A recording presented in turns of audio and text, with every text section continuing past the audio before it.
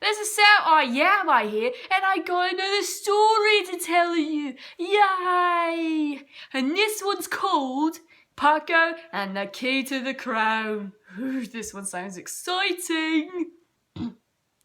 Once upon a time, there was a great cat named Paco, and he lived in a town called Stonecutter's Edge.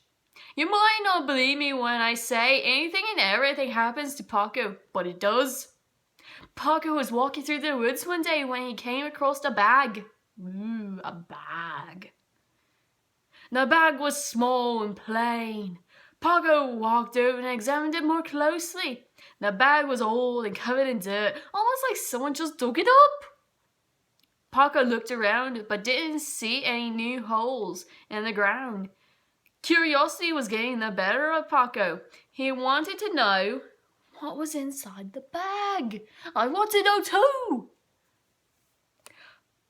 Paco found the opening and stuck his head inside and pulled out a key. Paco looked at the key. It was old too. But what did the key go to? Why was it buried? How long was it buried? Paco had too many questions about this mysterious key. So do I. We have so much in common, don't we? So Paco put the key back in the bag and took the bag back to town to have someone look at the old key.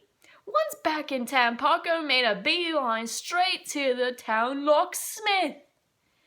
Hey, Windworth, I have something for you to look at, said Paco as he jumped onto the counter, dropping the bag at his feet. Windworth opened the bag and examined the key. Well, Paco, it is a very old key. So old, in fact, no one uses the lock it goes to anymore. Is that so? Said Paco. Aye, it is. The only people that would still use this would be the royal family. The royal family? If no one uses the lock anymore, why are they? Asked Paco. The only reason no one has used this type of lock anymore is because the man that made them locks is dead. And he never passed on the secret to make the best locks in the world. And they came at a high price. I can imagine if the royal family trusted it so much, said Paco. Pray tell, where did you find this? Asked Windworth. Out in the woods of all places, Windworth nodded his head. Well, good luck to you and stay out of mischief, said Windworth. Windworth, you know as well as I do, mischief always finds me. With that, Paco took the key and the bag home. But little did Paco know, or Windworth for that matter, know that they were being watched. Oh no, who can be watching them? And why? This mysterious character followed Paco home, and once Paco was inside his home, the mysterious character made a phone call. He made a phone call to who? Paco was settling in for the night when he looked at the bag once again. That key must go to something important. Why else would someone bury it? That's a good point. That's when Paco got the idea to examine the bag more closely. Maybe something was written on the bag itself that could help him find out who it belongs to. That's a good idea. Paco went over to the sink and filled it with water. Paco removed the key and placed it in his mother's music box for safekeeping. Paco threw the bag into the sink and began to clean it, slowly adding soap. Once it was clean, Paco placed it over the stove to dry it out. Yawning, Paco fell asleep, but our mysterious character was still outside watching. But he was soon joined by another mysterious character. Oh no, there's two of them now! Oh no, I hope they don't do anything terrible to Paco next. Paco woke up early the next morning and examined the bag, and and it was just his luck that the bag did indeed have something written on it. Property of the Golden Tree family. The key did belong to the royal family. Oh. And Paco needed to return the key to them right away. Paco went to the music box, but it was already opened. And the key was missing. Oh no!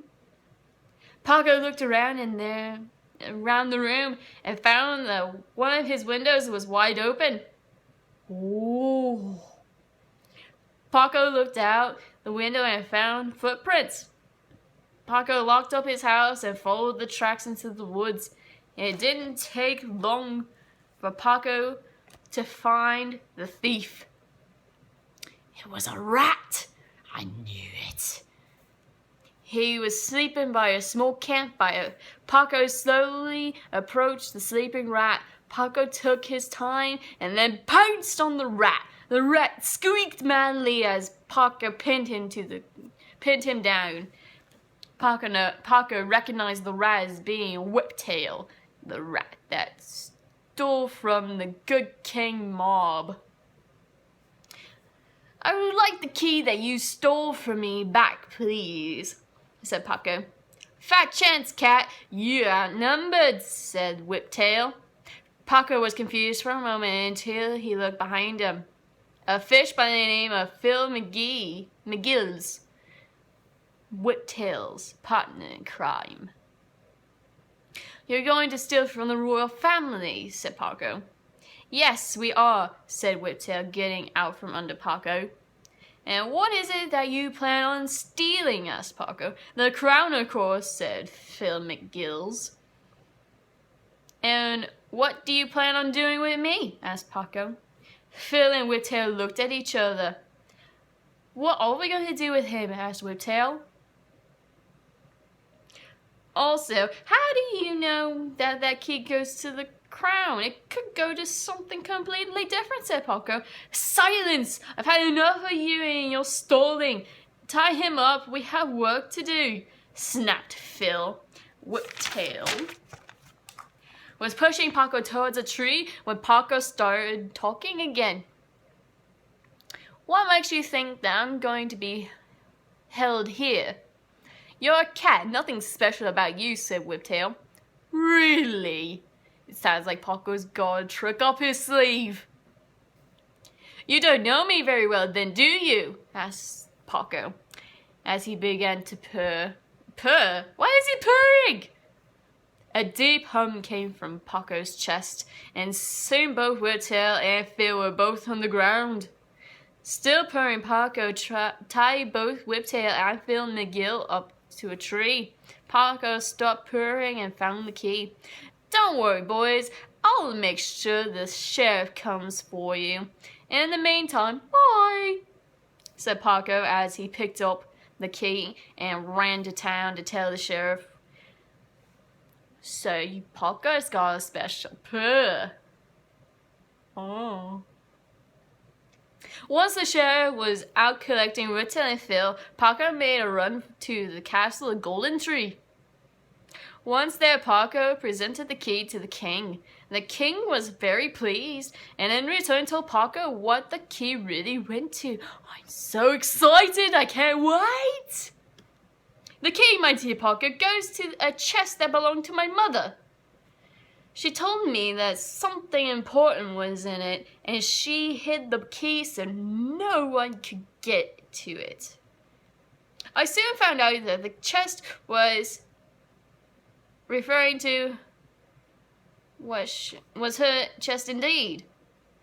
And her heart was the important thing she was protecting, as well as the love for me and my late father. The key is just a symbol, and I thank you for finding it. So, that's so sweet. Kind of pointless, but sweet. That's the end of that story. See you next time.